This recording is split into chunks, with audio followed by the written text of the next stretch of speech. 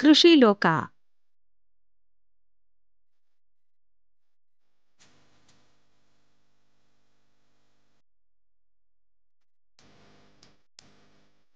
ಕೇಳುಗರಿಗೆಲ್ಲ ನಮಸ್ಕಾರ. ಕೃಷಿ ಲೋಕ ಕಾರ್ಯಕ್ರಮಕ್ಕೆ ಸ್ವಾಗತ. ಎಲ್ಲ ರೈತ ಬಾಂಧವರಲ್ಲಿ ನಮಸ್ಕಾರಗಳು. ನಾನು ಸನತ್ ಕುಮಾರ್, ಪ್ರಾಧ್ಯಾಪಕರು ಮತ್ತು ಭತ್ತದ ವಿಜ್ಞಾನಿ, ವಲಯ ಕೃಷಿ ಸಂಶೋಧನಾ ಕೇಂದ್ರ ವಿ.ಸಿ. ಫಾರಂ ಮಂಡ್ಯದಲ್ಲಿ ಕೆಲಸ ಮಾಡ್ತಾ ಇರ್ತೇನೆ. ಈಗ ನಾನಿಲ್ಲಿ ಇವತ್ತು ಹೇಳ್ತಿರ್ತಕ್ಕಂಥ ವಿಷಯ ಏನಪ್ಪ ಅಂದರೆ, ನಮ್ಮ ಮಂಡ್ಯ ಜಿಲ್ಲೆ, ಒಂದು ಮೈಸೂರು ಜಿಲ್ಲೆ, ಕೆ.ಆರ್. ನಗರ ತಾಲೂಕು, ಈ ಕಡೆ ಎಲ್ಲ ಕಡೆನೂ ರೈತರು ಜ್ಯೋತಿ ಭತ್ತವನ್ನು ಬೆಳೀತಾ ಇರ್ತಾರೆ. ಈವನ್ ಮಳೆಗಾಲದಲ್ಲೂ ಮತ್ತು ಬೇಸಿಗೆಯಲ್ಲಿ ಕೂಡ ಬೆಳೀತಾ ಇರ್ತಾರೆ. ಈ ಜ್ಯೋತಿಯಲ್ಲಿ ಕಂಡಂಥ ಬಹುಮುಖ್ಯವಾದ ರೋಗ, ಆಮೇಲೆ 70-75% ಬಂದಂಥ ರೋಗ ನಾವು ನೋಡಿದ್ದೇನಪ್ಪ ಅಂದರೆ ರೈಜೋಕ್ಟೋನಿಯಾ ಸೊಲಾನಿ ಶೀತ್ ಬ್ಲೈಟ್ ಅಂತಕ್ಕಂಥ ರೋಗ. ಆ ಕವಚ ಕೊಳೆ ರೋಗ ಅಂತಲೂ ಹೇಳ್ತೀವಿ ನಾವು. ಭತ್ತದ ಎಲೆ ಕವಚ ಕೊಳೆ ರೋಗ ಅಂತ ಹೇಳ್ತೀವಿ, ಅಥವಾ ಭತ್ತದ ಎಲೆ ಕೊಲಚೆ ಒಣಗು ರೋಗ ಅಂತ ಹೇಳ್ತೀವಿ. ಇದು ಹೆಚ್ಚಾಗಿ ನಮಗೆ ಜ್ಯೋತಿ ವೆರೈಟಿಯಲ್ಲೇ ಕಂಡು ಬರ್ತಾ ಇದೆ. ಈಗ ಬೇಸಿಗೆಯಲ್ಲೂ ಕೂಡ ನಮಗೆ ಇದು ಕಂಡು ಬಂದಿರ್ತದೆ. ಸೊ ಜ್ಯೋತಿ ತಳಿನ ಬೆಳಿಬೇಕು ಅಂತಕ್ಕಂಥ ರೈತರು, ಯಾಕಂದರೆ ಅದು ಒಳ್ಳೆ ಇಳುವರಿ ಕೊಡ್ತದೆ ಮತ್ತು ಅದು ಮಾರ್ಕೆಟಿಂಗ್ ಇರೋದ್ರಿಂದ ಎಲ್ಲ ರೈತರು ಅದನ್ನೇ ಬೆಳೀತಾರೆ. ಸೊ ಇದನ್ನು ಬೆಳಿಬೇಕು ಅಂತಕ್ಕಂಥ ರೈತರು ತಪ್ಪದೆ ನೀವು ಮಣ್ಣಿನ ಗುಣಕ್ಕೆ ಅನುಸಾರವಾಗಿ ನಾವು ಫರ್ಟಿಲೈಸರ್ ಕೊಡಬೇಕಾಗ್ತದೆ. ಯಾಕಂದರೆ ನಾನು ನೋಡಿದ ಪೈಕಿ ಎಲ್ಲ ಕಡೆನೂ ಅಮೋನಿಯಾ ಅಂಶ ಅಥವಾ ಎನ್ ಅಂಶ ಮಣ್ಣಲ್ಲಿ ಹೆಚ್ಚಾಗಿರೋದು ಕಂಡು ಬಂತು ಒಂದು. ಮತ್ತು ರೈತ ಬಾಂಧವರು ಕಳೆ ಹಂತದಲ್ಲಿ ಸರಿಯಾಗಿ ಕಳೆ ಕೈ ಆಡಿಸಿರೋದಿಲ್ಲ. ಯಾಕಂದರೆ ಈಗ ನಾವೆಲ್ಲ ಕಳೆನಾಶಕ ಬಳಸಿಬಿಟ್ಟು ಆ ಗದ್ದೆ ಒಳಗಡೆ ಕೈ ಇಡೋಕ್ಕೆ ಹೋಗೋದಿಲ್ಲ. ಹಂಗಾಗ್ಬಿಟ್ಟು ಏನಾಗ್ತದೆ, ಬೇರುಗಳಿಗೆ ನಾವು ಉಸಿರಾಟ ಕ್ರಿಯೆ ಆಗೋದಕ್ಕೆ ಅವಕಾಶನೇ ಮಾಡಿಕೊಟ್ಟಿರಲ್ಲ. ಸೊ ಇಲ್ಲಿ ರೈತರು ಏನು ಮಾಡ್ಬೇಕಂದ್ರೆ, ಕಳೆ ಹಂತದಲ್ಲಿ ಕೈಗಳೇ ಆಡಬೇಕು ಒಂದು.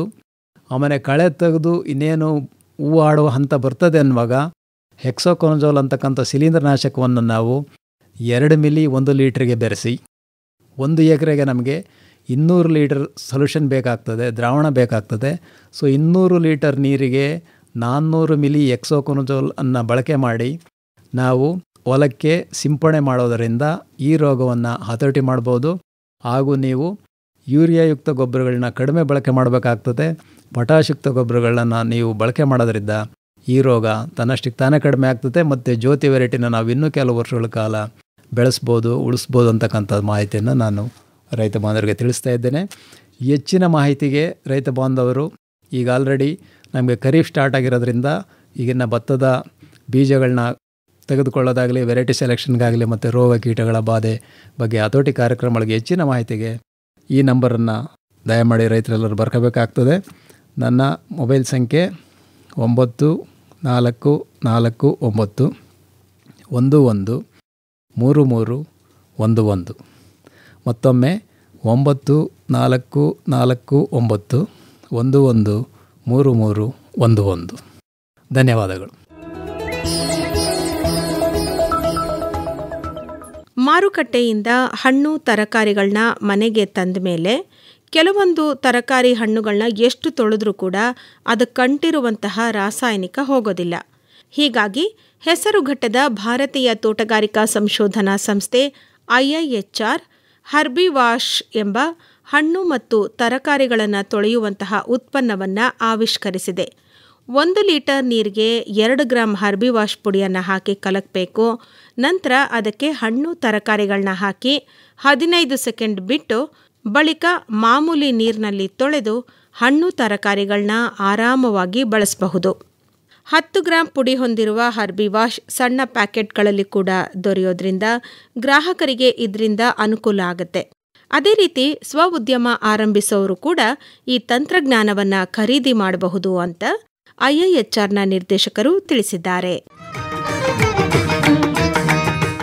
ಸಸ್ಯಜನ್ಯ ಮತ್ತು ಪ್ರಾಣಿಜನ್ಯವಾದ ಎಲ್ಲ ರೀತಿಯ ಸಾವಯವ ವಸ್ತುಗಳನ್ನು ತನ್ನ ಆಹಾರವಾಗಿ ಕಬಳಿಸಿ, ಕರಗಿಸಿ, ಕುಪ್ಪೆ ಅಥವಾ ಹಿಕ್ಕೆಯ ರೂಪದಲ್ಲಿ ಫಲವತ್ತಾದ ಸಾವಯವ ಗೊಬ್ಬರವನ್ನು ಕೊಡುವ ಹಾಗೂ ಭೂಮಿಯನ್ನು ಆಳವಾಗಿ ರಂಧ್ರ ಕೊರೆಯುವ ಮೂಲಕ ಭೂಮಿಯ ರಚನೆಯನ್ನು ಸುಸ್ಥಿತಿಯಲ್ಲಿಡಬಲ್ಲ ರೈತನ ಮಿತ್ರನೆಂದು ಸುಖ್ಯಾತಿಯಾಗಿರುವ ಹುಳುವೇ ಎರೆಹುಳು.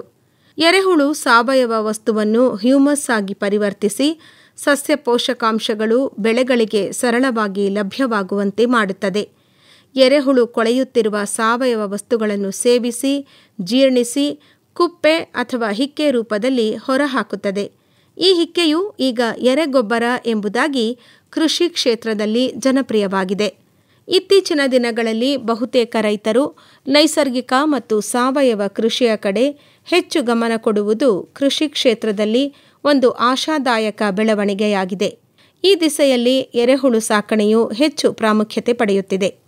ಎರೆ ಕೃಷಿಗೆ ಬೇಕಾಗುವ ಕೆಲವು ಸಾಧನಗಳೆಂದರೆ ಉತ್ತಮ ಜಾತಿಯ ಎರೆಹುಳುಗಳು, ಪಟ್ಟಣ ತ್ಯಾಜ್ಯ ವಸ್ತುಗಳು ಮತ್ತು ಯಾವುದೇ ಪ್ರಾಣಿಯ ಮಲಮೂತ್ರಗಳು ಹಾಗೂ ಕಳೆಗಳು ಇತ್ಯಾದಿ ಕಚ್ಚಾ ಸಾವಯವ ವಸ್ತುಗಳು, ಖಾಲಿ ಜಾಗದ ಮತ್ತು ನೀರಿನ ಸೌಲಭ್ಯ ಹಾಗೂ ಚಪ್ಪರ ಹಾಕಲು ಸಾಮಾನು, ಹಳೆಯ ಗೋಣಿ ಚೀಲ ಇತ್ಯಾದಿ.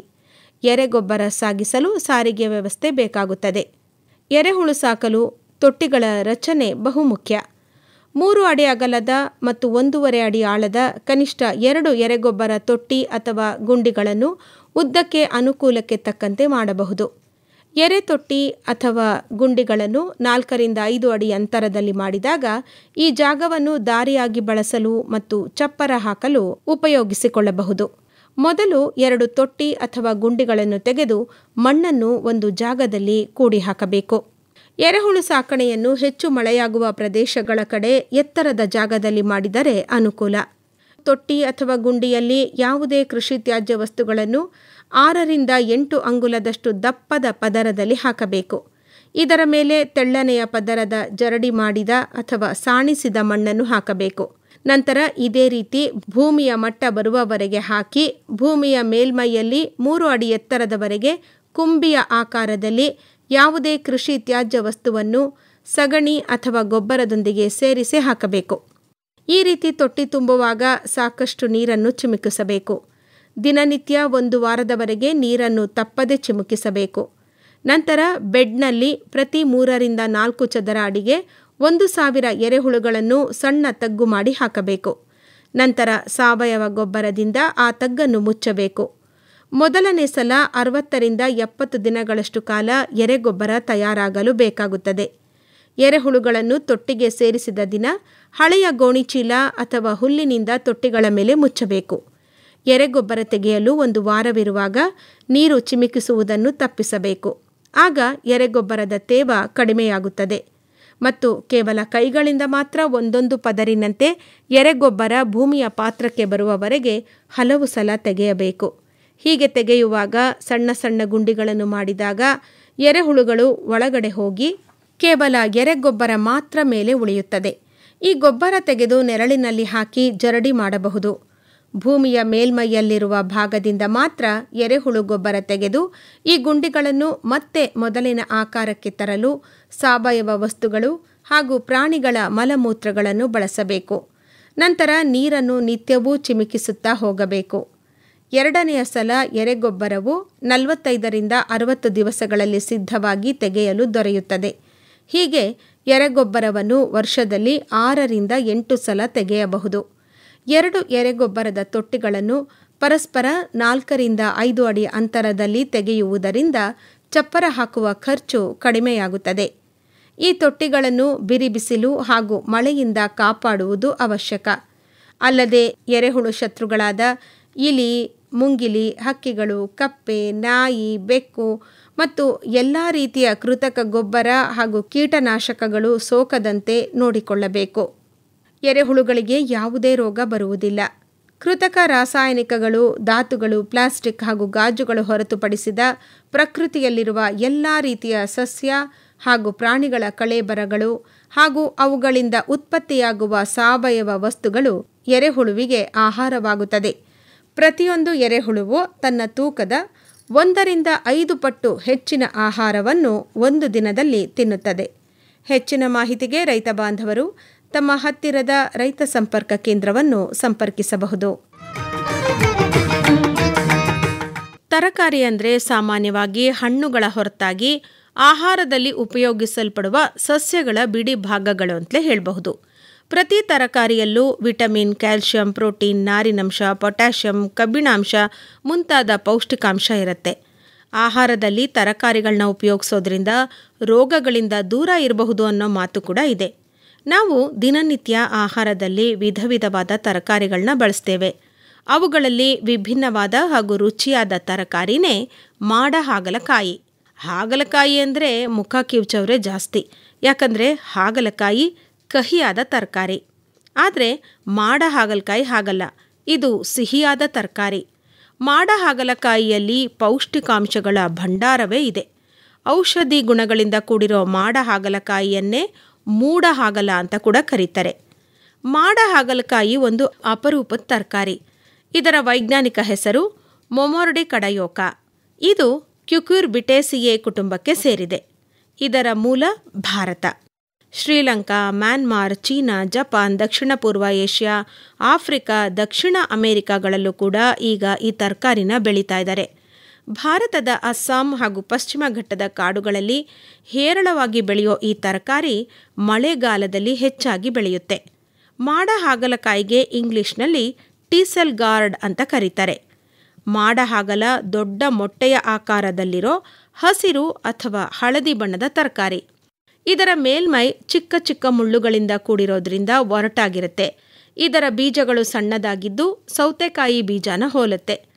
ಮಾಡ ಹಾಗಲದ ಹೂಗಳು ಬಿಳಿ ಮಿಶ್ರಿತ ಹಳದಿ ಬಣ್ಣದಲ್ಲಿದ್ದು ಅದರ ಮೇಲೆ ಗಾಢವಾದ ಚುಕ್ಕೆಗಳಿರುತ್ತೆ. ಹೂವಿನ ಎಸಳುಗಳ ಕೆಳಗೆ ಒಂದು ದೊಡ್ಡ ಪತ್ರಕ ಇರುತ್ತೆ. ಇದರ ಅಡಿಲಿ ಮಕರಂದದ ಎಸಳುಗಳು ಕಂಡುಬರೋದಿಲ್ಲ. ಈ ಮಾಡ ಹಾಗಲಕಾಯಿಯನ್ನು ಭಾರತ ಮತ್ತು ದಕ್ಷಿಣ ಏಷ್ಯಾದಲ್ಲಿ ಇವತ್ತಿಗೂ ಕೂಡ ಬೆಳೀತಾರೆ.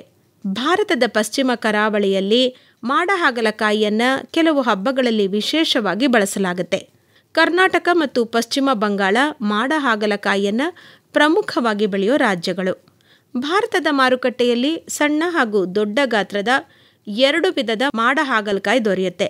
ಇವೆರಡರಲ್ಲಿ ಸಣ್ಣ ಮಾಡ ಹಾಗಲ ಸ್ವಲ್ಪ ದುಬಾರಿ ಮತ್ತು ಬೇಡಿಕೆ ಕೂಡ ಹೆಚ್ಚು. ಮಾಡ ಹಾಗಲಕಾಯಿ ಬೆಳೆಸಲು ಕಡಿಮೆ ತಾಪಮಾನ ಇರಬೇಕು.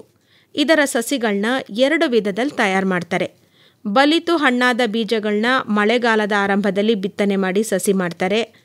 ಕೆಲವರು ಗಡ್ಡೆಗಳಿಂದ ಸಸಿ ಮಾಡ್ತಾರೆ. ಸಸಿಗಳನ್ನ ಮಳೆಗಾಲದ ಆರಂಭಕ್ಕಿಂತ 1-2 ತಿಂಗಳ ಮೊದಲು ನಾಟಿ ಮಾಡಬೇಕು. 100 ಹೆಣ್ಣು ಸಸಿಗಳಿಗೆ 10 ಗಂಡು ಸಸಿಗಳಂತೆ ನಾಟಿ ಮಾಡಿ ಅವುಗಳನ್ನ ಬೆಳೆಯಲು ಅನುಕೂಲ ಆಗೋ ಹಾಗೆ ಆಧಾರಕ್ಕೆ ಚಪ್ರ ಹಾಕಬೇಕು. ಈ ಸಸಿಗಳಿಗೆ ಸಾವಯವ ಗೊಬ್ಬರ ನೀಡಿದ್ರೆ ಹುಲುಸಾಗಿ ಹಬ್ಬಿಕೊಂಡು ಬೆಳೆಯುತ್ತೆ. ಸಸಿ ನಾಟಿ ಮಾಡಿದ 40-45 ದಿನಗಳಿಗೆ ಬಿಳಿ ಮಿಶ್ರಿತ ಹಳದಿ ಬಣ್ಣದ ಹೂಗಳು ಬಿಡುತ್ತೆ. ಹೆಣ್ಣು ಗಿಡದ ಹೂಗಳಿಗೆ ಗಂಡು ಗಿಡದ ಹೂಗಳಿಂದ ಪರಾಗಸ್ಪರ್ಶ ಮಾಡಬೇಕು. ಪರಾಗಸ್ಪರ್ಶ ಮಾಡೋದು ತುಂಬ ಸುಲಭವಾದ ಕೆಲಸ.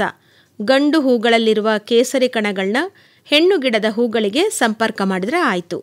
ಪರಾಗಸ್ಪರ್ಶವಾದ 15 ದಿನಗಳ ನಂತರ ಕಾಯಿಗಳು ಬಲ್ತು ಕೊಯ್ಲಿಗೆ ಬರುತ್ತೆ. ಸುಮಾರು 7-8 ಸೆಂಟಿಮೀಟರ್ಗಳಷ್ಟು ಉದ್ದದ ಮೊಟ್ಟೆಯಾಕಾರದ ಹಸಿರು ಬಣ್ಣದ ಕಾಯಿಗಳಾಗಿದ್ದು ಮೇಲ್ಮೈ ಮುಳ್ಳುಗಳಿಂದ ಕೂಡಿರುತ್ತೆ. ಈ ಗಿಡನ ಒಮ್ಮೆ ನೆಟ್ಟರೆ ಸಾಕು 5-6 ವರ್ಷ ಬೆಳೆ ತೆಗಿಬಹುದು. ಮಳೆಗಾಲ ಪೂರ್ತಿ ಫಸಲು ಕೊಡುವ ಈ ಬಳ್ಳಿಗಳು ಮಳೆಗಾಲದ ನಂತರ ಬಳ್ಳಿ ಒಣಗಿ ಸಾಯುತ್ತೆ. ಆದರೆ ಗಡ್ಡೆಗಳು ಮಾತ್ರ ಮಣ್ಣಿನಲ್ಲೇ ಉಳಿಯುತ್ತೆ. ಈ ಸಮಯದಲ್ಲಿ ಚಪ್ರ ಕೂಡ ತೆಗಿಬಾರ್ದು. ಮತ್ತೆ ಮಳೆಗಾಲ ಪ್ರಾರಂಭ ಆದಾಗ ಗಡ್ಡೆಗಳು ಚಿಗುರಿ ಸಸಿಯಾಗಿ ಮೊದಲಿನ ಚಪ್ಪರಕ್ಕೆ ಹಬ್ಬಿಕೊಂಡು ಫಸಲು ನೀಡೋದಕ್ಕೆ ಪ್ರಾರಂಭ ಮಾಡುತ್ತೆ. ಹೀಗೆ ಒಂದೇ ಗಡ್ಡೆಯಿಂದ 5-6 ವರ್ಷ ಫಸಲು ತೆಗೆದು ಆದಾಯ ಗಳಿಸಬಹುದು.